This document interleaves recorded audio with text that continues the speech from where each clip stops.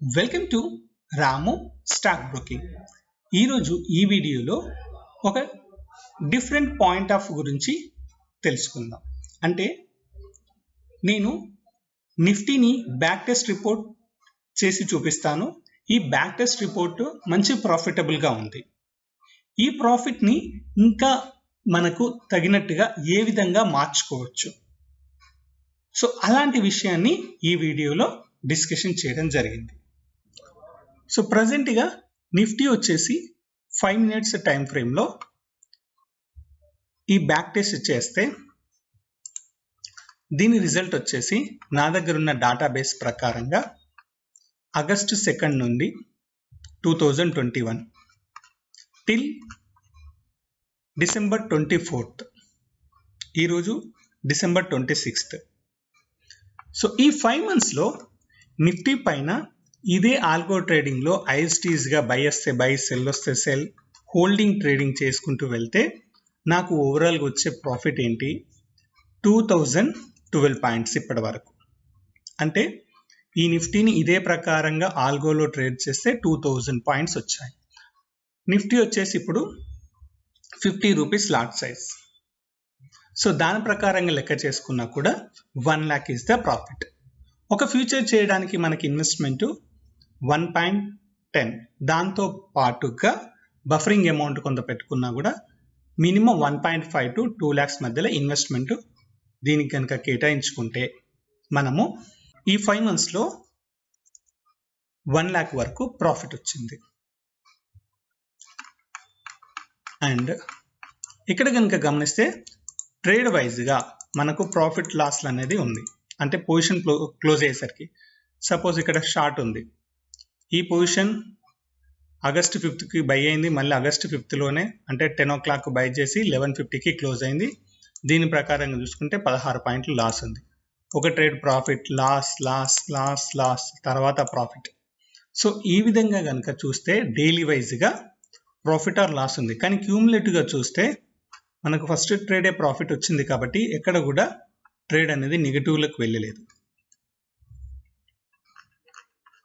So ఓవరాల్గా cumulative profit. ఈ cumulative profit అంటే ఏంటంటే ఇక్కడ వచ్చిన ప్రాఫిట్, ఇక్కడ వచ్చే నెక్స్ట్ ప్రాఫిట్, ఇది ప్రాఫిట్ అయితే ప్రాఫిట్ యాడ్ అవుతుంది. ఇక్కడ చూడండి 354 రూపీస్ ఉంది, ఇదికి వచ్చేసరికి -16, సో 337 అయింది. అగైన్ 6 ప్లస్ అయింది, 337కి 6 యాడ్ అయింది. సో ఇట్స్ ఎ క్యూములేటివ్, అంటే వచ్చిన పాయింట్స్ అన్ని యాడ్ చేసుకుంటే క్యూములేటివ్ పాయింట్స్ అన్నట్టు. సో ఇక్కడి వరకు బాగుంది. 2000 రూపీస్ 2000 పాయింట్స్ అంటే 1 lakh. మన ఇన్వెస్ట్మెంట్ ఒకవేళ 2 lakhs అనుకున్నా కూడా మనకు 5 monthsలో 50% వర్కౌట్ అయింది. సో రీజనబుల్గానే ఉంది. దీని డాటాను నేను ఎక్సెల్ షీట్లోకి కన్వర్ట్ చేశాను. సేమ్ డాటా ఎక్సెల్ షీట్లో తీసుకున్నాను. సో మీకు కూడా ఇక్కడ 2012 వచ్చేసింది. కానీ క్వశ్చన్ ఏంటంటే ఇక్కడ 179 ట్రేడ్స్ జరిగాయి. సో మనకు టోటల్ ట్రేడ్స్ వచ్చేసి 179 ఉన్నాయి. అంటే 179 ట్రేడ్స్ బై అయినాయి, సెల్ అయినాయి. సో ఈ 179 ట్రేడ్స్ 5 monthsలో అయినాయి. అంటే రఫ్గా మనం క్యాల్కులేషన్ చేసుకున్న మంత్ వైజ్గా మనకి 5 months అంటే 179/5 మనకు 35 ట్రేడ్స్, ఒక 1 monthకు 35 ట్రేడ్స్ వస్తున్నాయి అన్నట్టు. ఫైన్, ట్రేడ్స్ కూడా డైలీ వైజ్ ట్రేడ్స్ వస్తున్నాయి. ఇక్కడ కూడా బాగానే ఉంది. బ్రోకరేజ్ క్యాల్కులేట్ చేద్దాం, ఎందుకంటే మనం ట్రేడ్ చేసిన తర్వాత బ్రోకరేజ్ అనేది ఇంపార్టెంట్ కదా. సో ఒక Nifty by and cell on discount brokerage 20 rupees per order plan ప్రకారంగా మనకు 370 రూపీస్ వరకు బ్రోకరేజ్ ఛార్జెస్ అనేది ఛార్జ్ కావడం జరుగుతుంది. బ్రోకరేజ్ ఎందుకంటే మనం ప్రతి ట్రేడ్కు బ్రోకరేజ్ పే చేయాలి కాబట్టి మన బ్రోకరేజ్ ఎక్స్పెండిచర్స్ 200 రూపీస్ వస్తుంది. 20 రూపీస్ డిస్కౌంట్ బ్రోకరేజ్ సిస్టమ్ మనం 20 రూపీస్ పర్ ఆర్డర్ ప్లాన్ ప్రకారంగా చూస్తే ఒక ట్రేడ్ కొని అమ్మడానికి మనకు వచ్చే బ్రోకరేజ్ వచ్చేసి 200 రూపీస్ ఉంది. సో ఈ 200 రూపీస్ ప్రకారంగా మనం క్యాల్కులేట్ చేస్తే total expenditure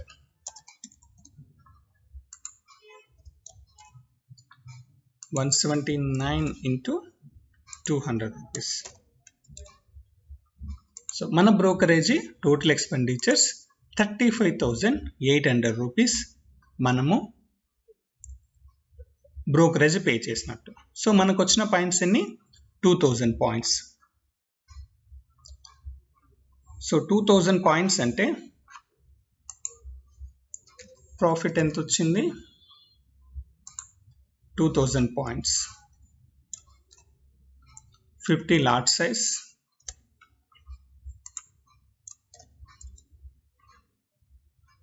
so 1 lakh. So ఈ 1 lakh లకి వెళ్ళి మనకి ఎక్స్పెండిచర్స్ పోను మిగిలింది ఎంత 64,000 రూపీస్ మనకి ప్రాఫిట్ మిగిలింది. సో ఇందులో స్లిప్పేజ్లు అట్లాంటివి నేను ఏం తీసేయలేదు. కొన్ని స్లిప్పేజ్లు పోవచ్చు, మనకు ఫేవర్గా రావచ్చు లేదా మనకు లాస్ కూడా రావచ్చు. సో ఐస్టీస్ బ్యాక్ టెస్ట్ రిపోర్ట్ ప్రకారంగా మాత్రమే మనము ఈ క్యాల్కులేషన్ చేయడం జరిగింది. సో దీనిలో మనకి 64,000 రూపీస్ వచ్చింది. సో మన ఇన్వెస్ట్మెంట్ ఎంత? సో ఇన్వెస్ట్మెంట్ ఫ్యూచర్ ట్రేడింగ్ చేసేటప్పుడు కొంచెం జాగ్రత్తగా 2 lakhs వరకు పెట్టుకుంటాం లేదా 1.5 lakhs. సో 1.5 lakhsకి అట్లీస్ట్ మనము 2% ఇంట్రెస్ట్ వేసుకున్నా కూడా ఇంట్రెస్ట్ వచ్చేసి 3,000 రూపీస్ అవుతుంది.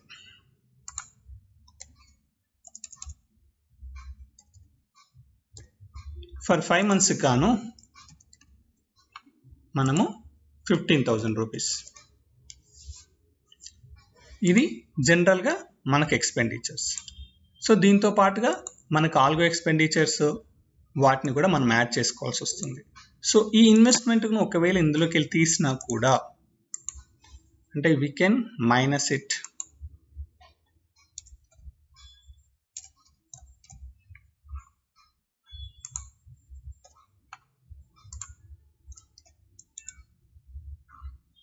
సో 49,000 అంటే ఇక్కడ ఎందుకు తీసానంటే వీటిని స్లిప్పేజ్గా అనుకోండి. మన ఓన్ మన అయినా కూడా ఓన్లీ ఇంట్రెస్ట్ పాయింట్ ఆఫ్ లో క్యాల్కులేషన్ చేసిన దీనిలో మీరు సాఫ్ట్వేర్ ఛార్జెస్ వేసినా వేరే ఏదైనా వేసినా so 2% of the charges.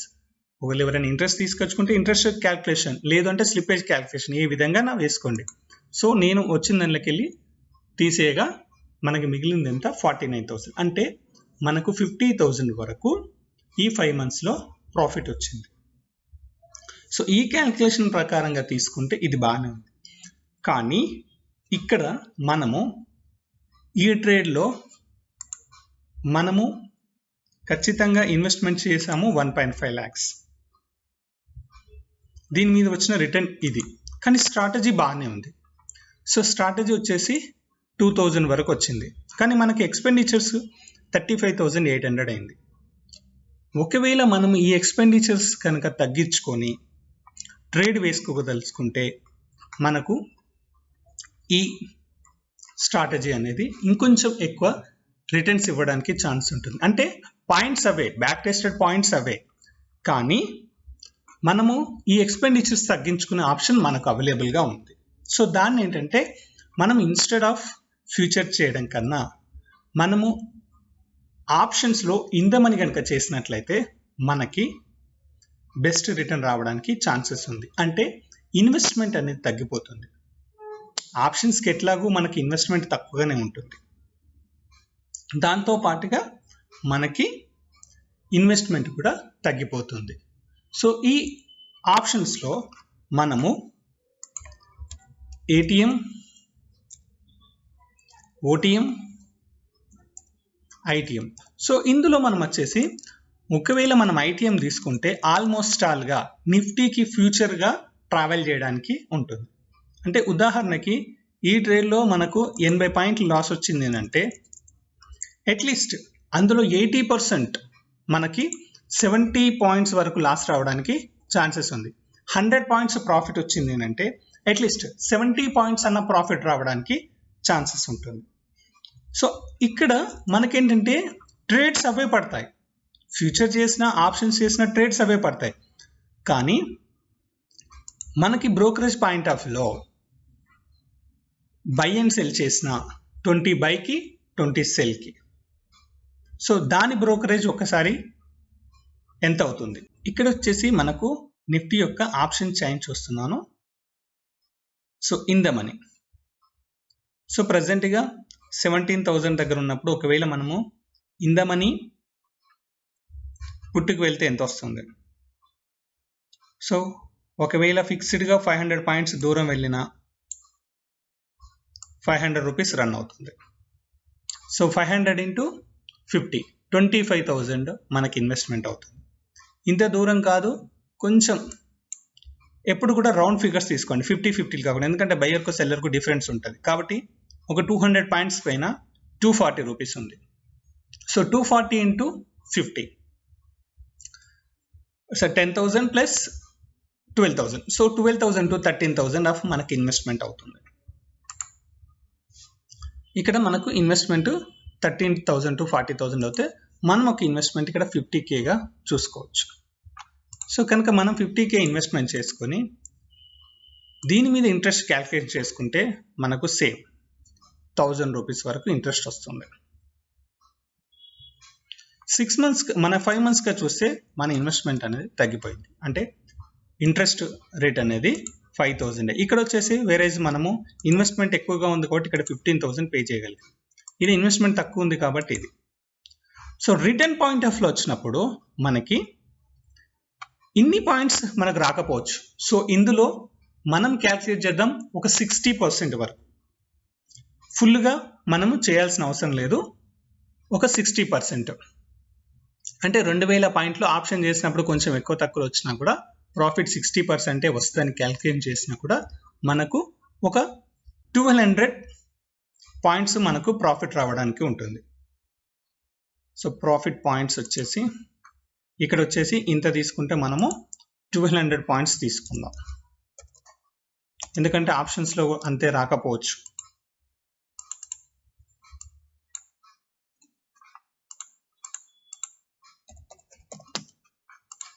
Fine. ఈ 1200 పాయింట్స్కి మనం బ్రోకరేజ్ ఎంత పే చేసాము? 15,000 పే చేసాము. సో దీని అమౌంట్ ఎంత అవుతుంది? Profit before expenditures, before expenditure profit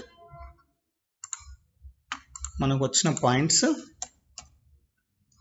1200 into 50 rupees.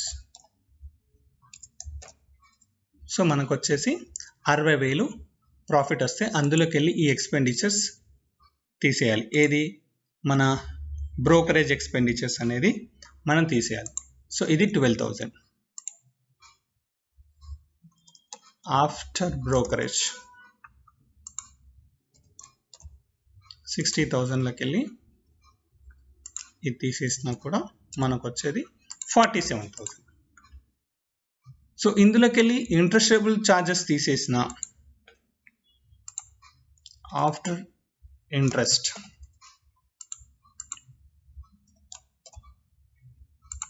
వచ్చిన అమౌంట్లోకి వెళ్ళి ఇంట్రెస్ట్ ఛార్జెస్ తీసేసినా కూడా 40,000. సో ఇక్కడికి 1.5 lakhsకి మనకి రిటర్న్ వచ్చేసి 49,000 కనబడింది. సో ఈ పాయింట్ ఆఫ్కి ఈ పాయింట్ ఆఫ్కి ఇప్పుడు 50,000కి మనకి 40,000 కనబడుతుంది.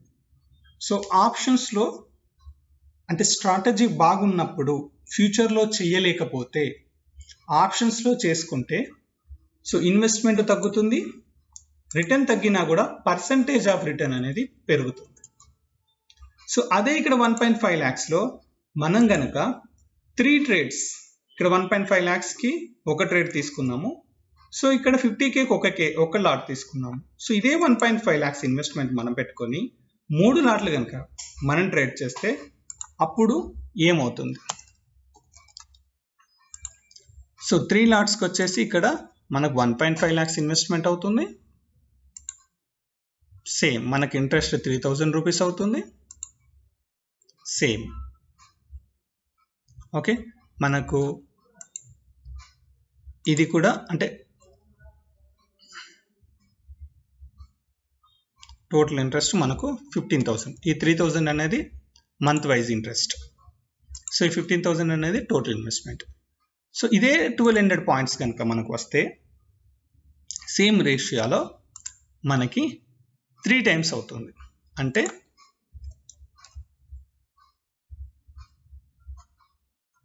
ఇక్కడ 1200 into 50 into 3. సో 1,80,000 ప్రాఫిట్ వస్తుంది. సో దీనిపైన 3 టైమ్స్ అన్నట్టు. So brokerage charges 20 rupees per order వేసినప్పుడు మన 3 లాట్లకు ఒకటే 20 రూపీస్ క్యాల్కులేషన్ అవుతుంది. సో కాబట్టి ఇక్కడ మనకు బ్రోకరేజ్ అనేది చాలా వరకు తగ్గిపోతుంది. సో 3 లాట్లు ఒకసారి వేస్తే బ్రోకరేజ్ ఎంత అవుతుంది? సో మనకు వచ్చేసి బ్రోకరేజ్ ఛార్జెస్ అనేది 100 రూపీస్ అవుతుంది 3 లాట్లు చేస్తే. ఒక లాట్ చేస్తే మనకు 60 రూపీస్ అయినా 3 లాట్లు చేసిన ఇక్కడ ఒక లాట్ చేస్తే మనకు 70 రూపీస్ అవుతుంది. 3 లాట్లు కనుక మనం చేసినట్లయితే 100 రూపీస్ అవుతుంది. సో 100 రూపీస్ ఇంటూ మళ్ళీ 179 ట్రేడ్స్. సో దీని ఛార్జెస్ ఎంత అవుతుంది? 179 ఇంటూ 100 రూపీస్. సో మనకు 17,900 రూపాయలు వెళ్ళిపోతుంది. సో 17,900 వెళ్ళిపోతే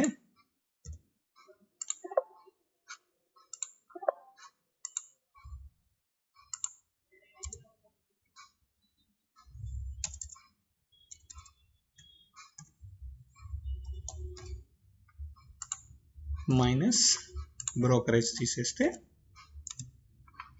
1,62,000. సో ఇక్కడ ఇన్వెస్ట్మెంట్ సేమ్, ఫ్యూచర్లో ఇన్వెస్ట్మెంట్ సేమ్, వచ్చిన ప్రాఫిట్ ఇది.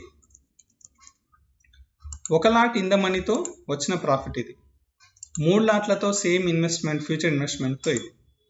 సో ఇక్కడ ఇంత రాకపోయినా ఇంకెంత 50% క్యాల్కులేషన్ చేసుకున్నా 1,60,000లో కూడా మీకు ఫ్యూచర్తో చేసిన దానికన్నా ఆప్షన్స్తో చేసిన దానికి ప్రాఫిటబుల్ అనేది కనబడుతుంది. అంటే ఎక్స్పెండిచర్స్ తగ్గిపోతుంది. మెయిన్గా ఇన్వెస్ట్మెంట్ అండ్ ఎక్స్పెండిచర్స్ తగ్గిపోవడం వల్ల మనకి ప్రాఫిటబుల్ రావడానికి ఛాన్సెస్ ఉంది. సో ఇది ఎప్పుడు వాడతాము? మనకు స్ట్రాటజీ అనేది పర్ఫెక్ట్గా ప్రాఫిటబుల్ ఇచ్చినప్పుడు, ఫ్యూచర్ చేయలేని పరిస్థితిలో మనము ఆప్షన్స్ చేసుకోవచ్చు, ఆప్షన్స్ బయింగ్కి. సో కాబట్టి ఈ స్ట్రాటజీ మొత్తాన్ని కనుక గమనించినట్లయితే నాకు తెలిసింది ఏంటంటే, ఇంతకుముందు కానీ అని చెప్పాను కదా. సో ఇంత ఇన్వెస్ట్మెంట్తో ఫ్యూచర్ చేయడం కన్నా ఇదే ఇన్వెస్ట్మెంట్తో ఆప్షన్స్ చేసుకోగలిగితే same rate of interest, rate of return అనేది పెరుగుతుంది ఇన్ ద మనీతో. సో ఫ్యూచర్ చేయలేని వాళ్ళకు ఏదైనా ఆప్షన్స్తో చేయాలనుకుంటే ఈ ఐడియా ఒకసారి, ఈ క్యాల్కులేషన్ ఒక్కసారి క్యాల్కులేట్ చేసుకోండి. మీకు ఏ స్ట్రాటజీ ఉన్నా కూడా ఒకసారి ఫ్యూచర్స్తో చేస్తే ఎంత ఎక్స్పెండిచర్స్ అవుతుంది, ఆప్షన్స్తో చేస్తే ఎంత ఎక్స్పెండిచర్ అవుతుంది, అండ్ ఫ్యూచర్లో వచ్చిన ప్రాఫిట్ ఎట్లాగో ఆప్షన్స్లో రాదు కాబట్టి పర్సంటేజ్ వైజ్గా చూసుకొని ఒకసారి క్యాల్కులేషన్ చేసుకుంటే ఫ్యూచర్ చేయాలనుకుంటే ఫ్యూచర్ చేయండి, ఆప్షన్స్ చేయాలనుకుంటే ఆప్షన్స్ కూడా చేసుకోవచ్చు.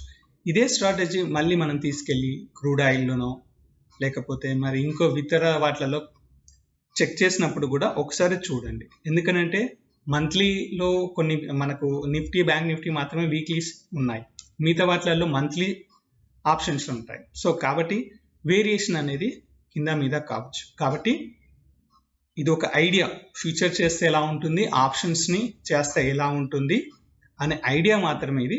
ఒకసారి మీరు ఖచ్చితంగా మీరు రీటెస్ట్ చేసుకున్న తర్వాతనే మీకు ఏది ప్రాఫిటబుల్ అనిపిస్తే అది మీరు ఫాలో కాండి. థ్యాంక్ యూ అండి.